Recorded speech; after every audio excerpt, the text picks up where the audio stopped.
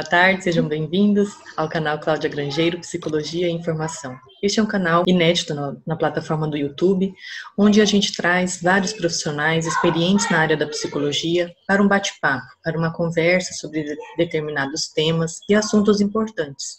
Então, se você é novo aqui no canal, seja muito bem-vindo. Se delicie em várias entrevistas, toda semana a gente posta algumas entrevistas com profissionais. E hoje o tema conversado é um transtorno opositor desafiador. Se você nunca ouviu falar nesse diagnóstico, nesse transtorno, seja bem-vindo, que você vai aprender muito sobre isso e com certeza você vai poder ajudar muitas pessoas que estão passando por esse diagnóstico.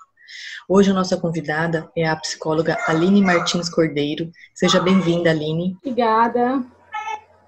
Aline, você fala de onde? Eu falo de Sorocaba, São Paulo. Se apresenta um pouquinho para a gente te conhecer.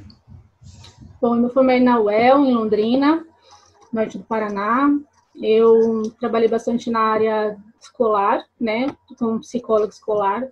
Trabalhei na área pública, na saúde, trabalhei na área privada. Hoje eu atuo exclusivamente na área clínica, né, atendendo crianças, adultos, adolescentes. Mas a maior parte da minha experiência, eu trabalhei em escolas e dando aula na faculdade. Na docência também, né? Sim. Para quem quer conhecer um pouquinho mais da Aline, eu vou deixar o Instagram dela aqui no link da descrição. Então, vocês fiquem à vontade para acessar e conhecer um pouquinho mais dela. Bom, Aline, o transtorno opositor desafiador, ele é considerado um diagnóstico um pouco recente, né, na psicologia, na saúde mental. Como a gente consegue detectar esse transtorno? Quais são os sintomas, os sinais que ele apresenta? Então, logo quando a criança nasce, logo no início da infância, a criança pode apresentar muita birra. Então, é comum os pais virem com essa demanda, acharem que a criança tem algum problema, porque ela apresenta certas birras. Né? Então, a gente precisa aprender a separar o que é um comportamento de birra de um transtorno. Né? Então, o que é transtorno? Vamos começar por aí. O que a gente denomina transtorno? É um conjunto de sintomas que está atrapalhando a vida da pessoa. Né? Ou seja, se essa birra, né, essa imaturidade da criança está passando dos limites, está atrapalhando a vida pessoal dela, está atrapalhando a vida dos pais, está impedindo os pais de participar da vida social, de ir em festas, está causando problema na escola, aí vira um transtorno, né? Então, a gente chama de transtorno de esse conjunto de sintomas persistente. Porque birra é o quê? Quando a criança, na imaturidade dela, né, quando criança, quando pequena, ela não sabe separar, ela não sabe comunicar o sentimento dela. Ela está frustrada, está irritada com uma situação, ela não vai chegar e falar: mãe, eu estou frustrada, mãe, eu estou com raiva disso. Ela não vai expressar isso, porque ela não sabe o que ela está sentindo. Então, ela grita, ela chora, ela esperneia, ela bate no irmão. Não é? É assim que a criança comunica, uma criança pequena. Então, por isso que é muito importante ela aprender a identificar e expressar o sentimento dela, né? Desde pequena, com transtorno ou sem transtorno. Sim, e é por isso assim que tem sido tão discutido na psicologia, na questão de educação emocional, de fazer desde criança a criança conhecer e experimentar seus diversos sentimentos. Não adianta a gente querer poupar a criança de alguns sentimentos. É necessário que ela experimente, não é, Aline? Isso. Porque assim, eu ouço muitas mães falando: ah, mas se eu fizer isso, vai frustrar a criança. Eu falei: mãe, mas a gente tem que frustrar a criança. Sabe por quê? Porque a gente tem que falar um não para ela agora. A gente tem que fazer ela entrar em contato com esse sentimento de frustração agora, para que ela aprenda a lidar com esse sentimento desde criança. Para que no futuro ela não vire um adulto, né, que não saiba ouvir um não, né, da namorada, e vai matar ela. Sabe aquelas pessoas que a gente ouve por aí, a gente vê no noticiário, que levam o não da namorada e atira nela? Então, são pessoas que não ouviram não na infância, né, que não foram frustradas na infância. Então, a gente tem que frustrar, sim, desde criança.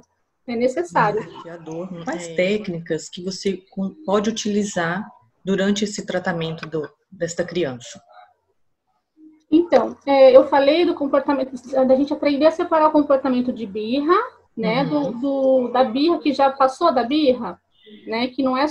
Então, assim, o TOD, não, além dessa birra, desse humor irritável, né, estou com raiva, não consigo lidar com a frustração, além disso, né, o TOD apresenta esse comportamento desafiador, né, já está no nome. Então, ele questiona excessivamente o adulto, né? Ele tem uma sensibilidade a críticas, ele tem uma sensibilidade quando você fala um não para ele, ou fala alguma coisa para ele, ou fala mesmo não, né? Ele tem uma sensibilidade muito grande à frustração, mais do que uma criança normal. Então, o transtorno caracteriza não só por uma birra, né? Vamos separar, comecei a falar da birra porque é importante, porque eu recebo muita demanda sobre isso, mas o TOD, ele vai além disso, tá? Então, ele separa porque o TOD, ele reage, ele tem uma reação excessiva à frustração. E esse autocontrole que ele tem essa dificuldade de ter autocontrole que a gente vai trabalhar na clínica, né? É justamente isso. A gente tem uma técnica chamada treino de habilidades sociais, né? Que a gente trabalha principalmente a regulação cognitiva, a regulação emocional e a regulação comportamental. Então, é muito importante ele entender pontos de vista diferentes, né? Por que a criança reage emocionalmente diferente às diferentes coisas?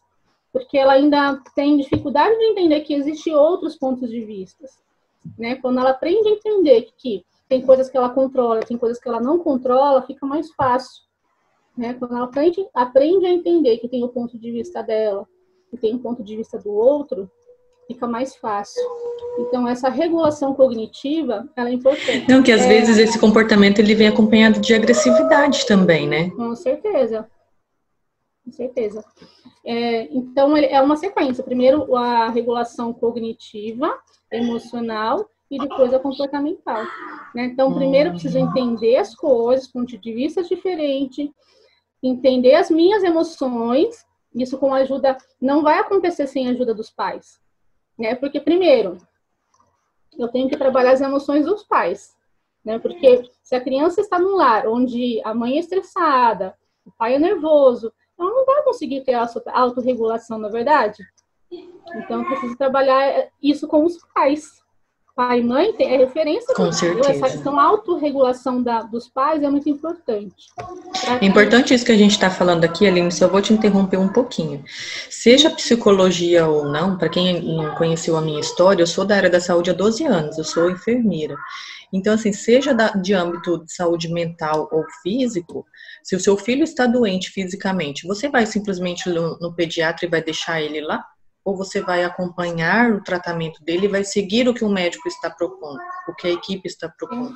Mesma coisa o psicólogo, mesma coisa um psiquiatra infantil. Então, o tratamento mental, ele também tem que ser seguido e acompanhado pelos pais, não é mesmo, Aline? Senão a gente não consegue evoluir como deveria esta criança. Exatamente. Então, a terapia, o treinamento de habilidades sociais da criança, ele é importante sim, né? Essa habilidade cognitiva, habilidade emocional, né? Tipo, a regulação das emoções e a regulação do comportamento. Tá, eu penso, mas eu guardo para mim. Eu quero bater no meu amiguinho, mas eu tento me controlar aqui, né? Tento controlar minha raiva. Tenho técnicas de respiração, tenho algumas técnicas para aprender a controlar meu comportamento. Isso a gente trabalha na clínica. Isso é importante. Mas se os pais não ajudam nisso, não vai funcionar, né? Então, a terapia de manejo de pais, ela é extremamente importante para isso, né? Para isso acontecer, para isso funcionar. Sem a ajuda dos pais, sem essa orientação dos pais, de como trabalhar isso em casa, não funciona, né? Porque eu sempre falo que clínica psicológica não é oficina mecânica. Você não leva a criança para consertar. É muito importante que os pais identifiquem o sentimento e ajudem a criança a expressar. crie um ambiente seguro para a criança expressar o sentimento dela.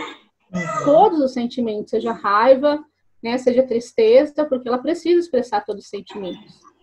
Né? E com isso vai adquirindo, sim, e com isso vai adquirindo uma maturidade emocional, né, também. Sim, com certeza. E também é importante, Aline, a gente frisar a parceria com a escola, né, no caso, seja de TOD ou de qualquer outro diagnóstico infantil. Sim, a abordagem escolar também faz parte aí são técnicas, né? Técnicas a gente tem na clínica, a gente faz o manejo de pais e também a abordagem da escola é outra parceira, né? Que se não tiver junto, não acontece também a terapia. Por quê? Porque a criança, na escola que acontece a socialização da criança, a maior parte, pelo menos, né? Onde ela está com amiguinhos, onde acontecem os problemas.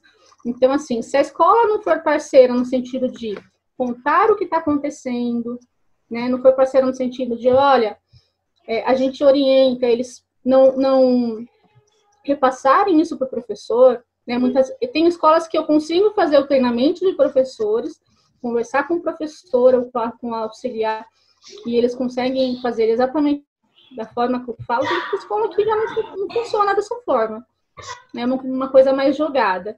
Então, depende da escola, mas é importante que a escola seja parceira, que a escola abra as portas para você entrar, conversar com direção, com escola, você conheça, tenha contato com eles, né? Porque se não tiver essa parceria, não funciona.